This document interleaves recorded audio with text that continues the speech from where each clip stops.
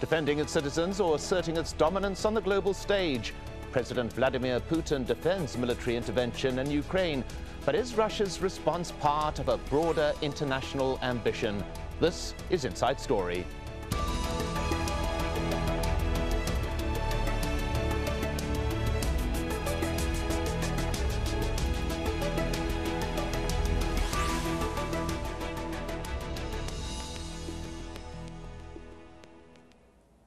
Russian President Vladimir Putin has been spelling out his position on the crisis in Ukraine and standing firm on the need to use force if it becomes necessary.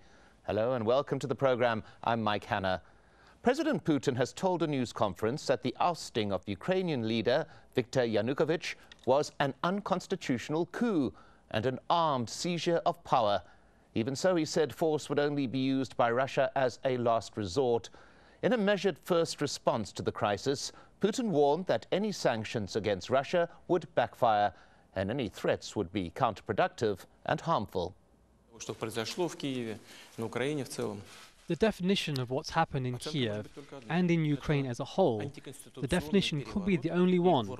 It's an unconstitutional coup and a military seizure of power. Nobody's arguing with that. We believe Ukraine is not only our closest neighbor, but is indeed our brotherly republic. And our armed forces are brothers in arms, friends. Many of them know each other personally. And I'm confident that Ukrainian soldiers and Russian soldiers won't be on the opposing sides of the barricades. If we see that lawlessness is starting in eastern regions too, if people ask us for help, and we've already an official address from the current legitimate president, we reserve the right to use all options at our disposal to protect those citizens. Well, while there's been all action and not a lot of talk until now from Russia, it's been all talk and little action from the West. The US was quick to warn there would be costs for any Russian military intervention, later accusing Russia of violating Ukraine's sovereignty. But measures to curb Russia's perceived aggression have so far been limited. The US has suspended all military engagements with Russia. It has frozen trade and investment talks and halted preparations for the G8 summit of Western powers due to be hosted by Russia in Sochi in June. But as EU partners considered putting pressure on Moscow, leaked documents appeared to show some reluctance from Britain.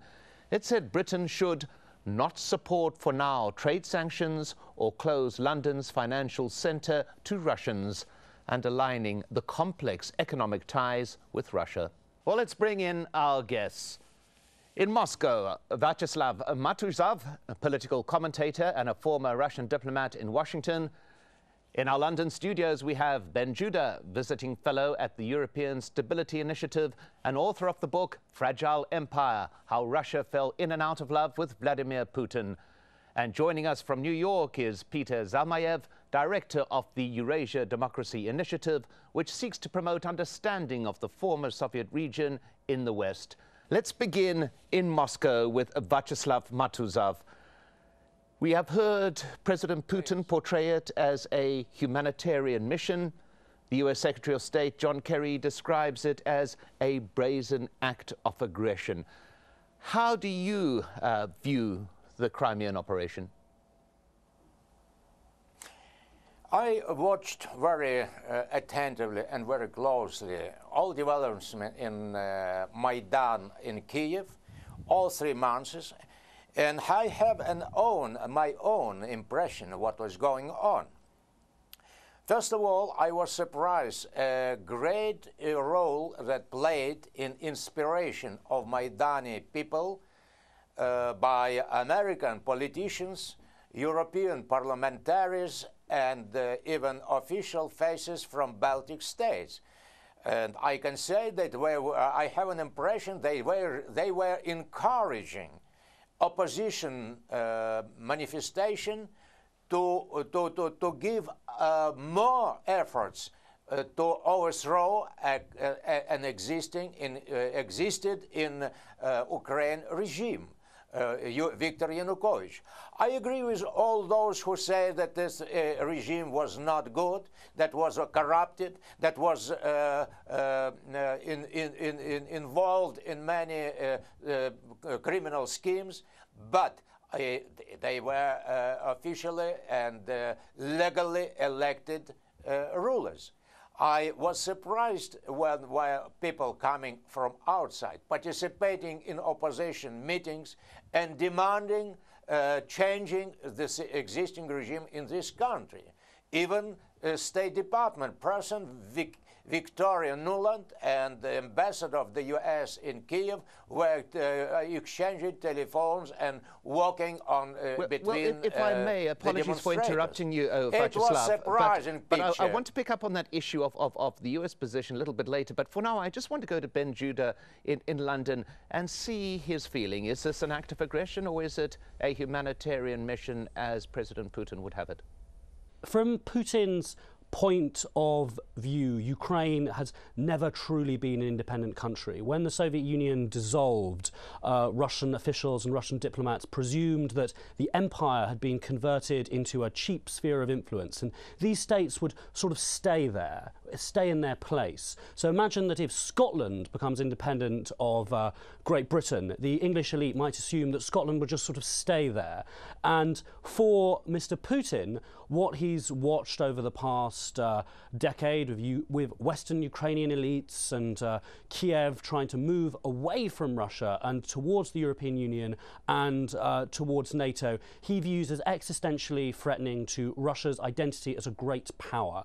Putin believes that Russia, that has a sphere of influence around it, is a great state, is sort of noble of the name of Russia. Russia that has no sphere of influence around it, which has no client states, is merely a big state. And he believes that that would be the end of Russia's identity, which it's had for millennia. So he thinks he's defending something, and he's defending what is Russia's natural right in these territories. Well, Peter Zalmayev in New York, your view? Well, I agree with Ben, first of all, that Russia has had a very hard time ever since the breakup of the Soviet Union recognizing the sovereignty of Ukraine, specifically the sovereignty of Ukraine over the Crimean Peninsula, which is now under the occupation of the Russian military. There is a serious and a massive disinformation campaign being waged in Russian media about the true state of affairs in Ukraine. There have been media reports about hundreds of thousands of Russian ethnic Russians fleeing Ukraine for Russia, which is not just an exaggeration, but apparently an outright falsification. We also have reports of busloads of activists from arriving in Ukraine, in eastern towns of Ukraine and in the Crimea from Russia in order to stir up trouble, in order to put on these displays of solidarity with Moscow, asking for Moscow's intervention. So there is a very serious and well-coordinated effort, apparently afoot, in Ukraine to create an impression, at least with the Russian public, that there is a legitimate concern with the safety of the Russian speakers in Ukraine. As a Russian, as an ethnic Russian from the east of Ukraine, as a Ukrainian American, I can say that while there have been issues in the past in Ukraine with the Russian language, it has been a thorny issue. This is an eternal matter for Ukraine. It has been resolved before by Ukrainians. It remains an internal issue for Ukrainians and only Ukrainians to solve. I believe that it was misguided. Let's just, if I may, Peter, let's just put what you said there to Vyacheslav Matuzov, the allegation there that this is a concocted event, that the reaction of Russians within the Ukraine or native Russians within the Ukraine is not spontaneous, it's part of some kind of plot. Is the assertion there your view of that? I can say that corruption was absolutely clear, was one of the features of the Yanukovych regime, but he was a legally elected president. A surprise. Why people who came to demonstrate their resistance to corruption were joined by absolutely unaccepted groups, militarized, with weapons, and good trained. Russia had a very documented examples that some of them were trained in Poland and Baltic states and came to Ukraine from to Kiev from western regions of Ukraine. We know very well what it means, Western Ukraine. It is the motherland of Galician SS division that was during the Second World War fighting on the side of Hitler against Soviet army. Until 1955, there were battles with them in that rest of them in Carpat mountains. We know that very well. We are Russians. And after that, we found them as a driving force of organized, trained and militarized, and Yanukovych gave an order not to shoot. But if I may, Vyacheslav Matuzov, if you mentioned a bit of history there, but Russia actually gave Crimea to the Ukraine in 1954, about the time you were recounting those events. So the territory was ceded. That's right. That's right, because Nikita Khrushchev, while after Stalin's death, was trying to bring Ukrainian political bureau of Ukrainian Communist Party leadership on his side. He was originally from Donetsk, Nikita Khrushchev. He was Ukrainian origin. And he was trying to drive Ukrainian leadership to his side in his struggle against groups in Moscow with Politburo to gain the power. And he received it. And as a thankful position, he gave to Ukraine Crimea. But you remember that Sevastopol, a military city, never been a part of Crimea area. He was directly from Moscow ruled, governed, because it was military base and it was not responsible to Ukrainian authorities. He was responsible to Moscow exactly, and that's why when it was Crimea was joined, nobody told to Khrushchev that Crimea and Sevastopol is the same picture. But if I may just go to Peter, apologies for interrupting you, but if I may go to Peter Zalmayev on that particular point that you make there, that Russia has some kind of historical claim to the Crimea, which it is exercising now in terms of this operation. What's your view of that? Well, my view is that ever since the breakup of the Soviet Union, Ukraine has been recognized in its current borders, including Crimea, as a sovereign state. So no matter what deep down inside Russian politicians have thought about the Crimea and its true owner, for the last 2 decades, the official position of the Russian government has been to recognize Ukraine as a sovereign state in its present borders. So the military incursion that we're witnessing right now is a violation of Ukraine's sovereignty. Well, let's just pick up on a particular point that Vyacheslav Matuzov made a little bit earlier, right at the beginning, and I want to put it to you, Ben Judah. We heard from President Putin that there are double standards. He pointed out in his news conference that the US, for example, acted in Iraq, Afghanistan, Libya, either without UN resolutions or twisting UN resolutions, as he puts it. He is arguing that Russia is acting in exactly the same way, and yet it gets criticized, while countries like the US does not. Is there a bias, a particularly Western bias against Russian action? I think the most important thing to understand about how Vladimir Putin sees the West right now is that Vladimir Putin knows how Russian corruption works. Russian corruption works like this.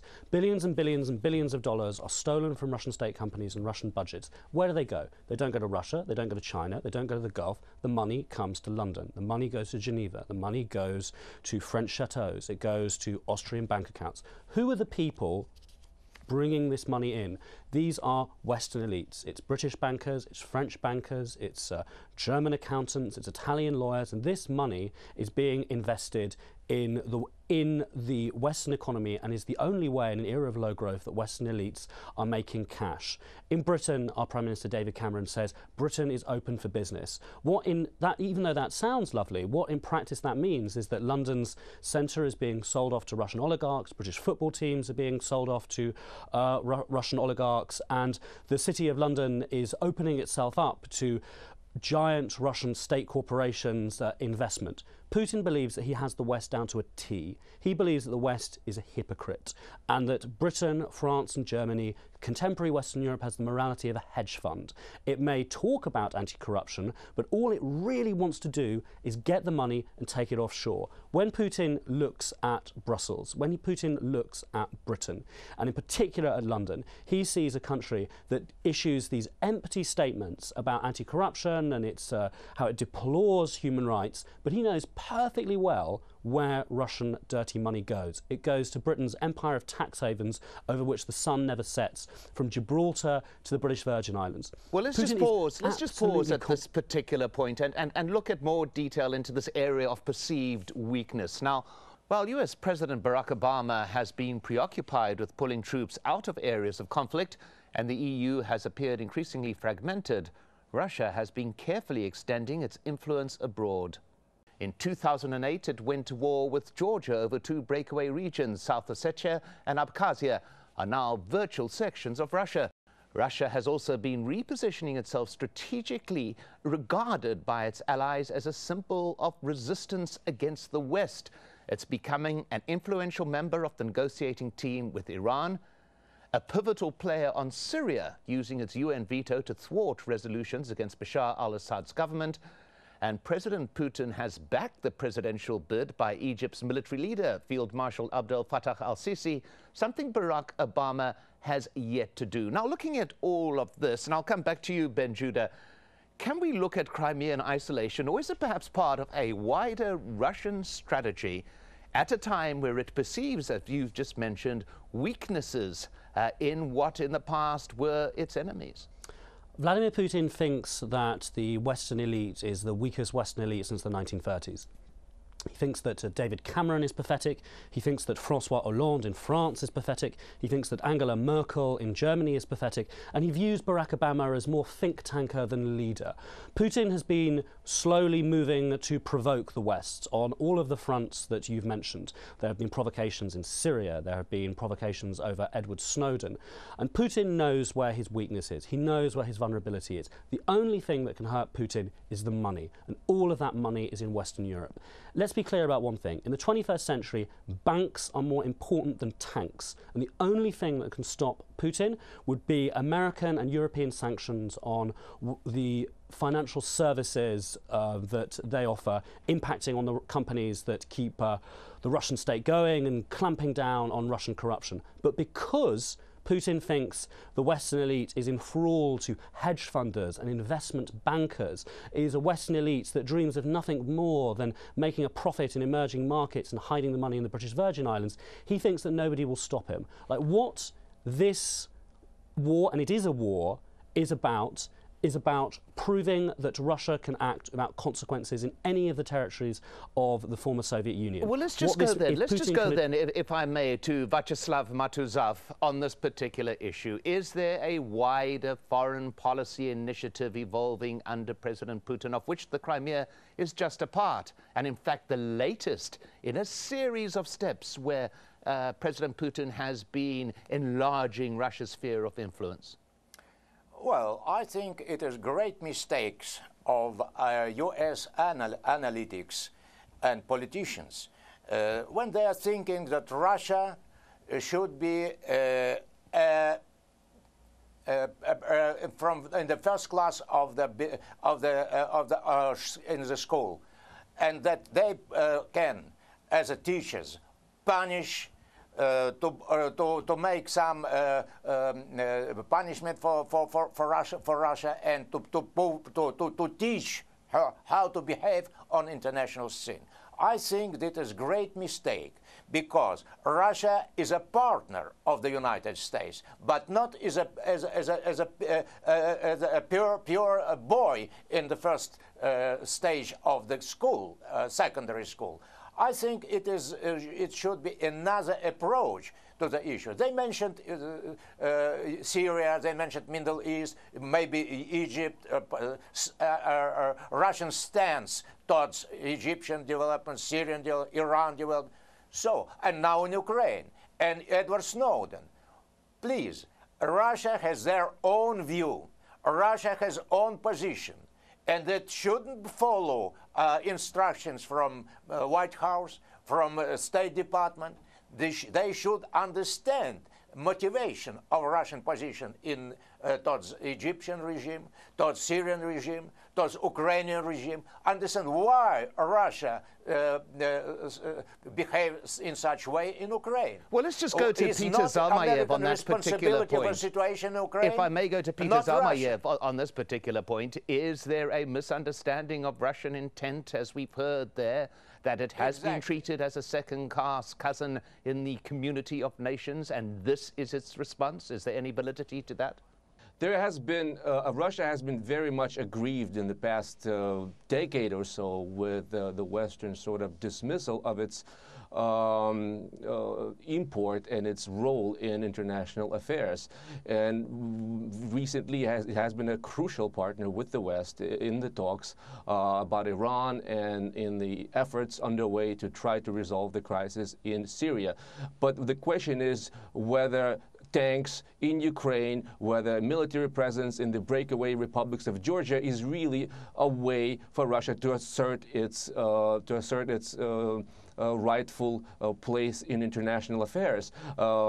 If the sanctions, if Western sanctions, whether they're forthcoming or not, have an effect or not, markets have already started to punish Russia. Yesterday morning, the Russian stock exchange opened to a precipitous decline in its index. The Russian ruble has been tumbling, reaching its all-time lows. So if it's not going to be sanctions, then the economy will hurt Russia, and I do not think it will be. It will contribute to its long-term goal to assert its rightful role in international affairs. Well, let's just go to Ben Jude on that particular point. We're talking about sanction. It's not clear exactly what proper sanctions are or will be applied. Yet what can be done? There has been an economic blowback in Russian markets, certainly we've heard about that, and yet there does appear to be no sense of concern in the Russian leadership about factors like this. They appear to be set on a course and will not be dissuaded by sanction or threat of sanction.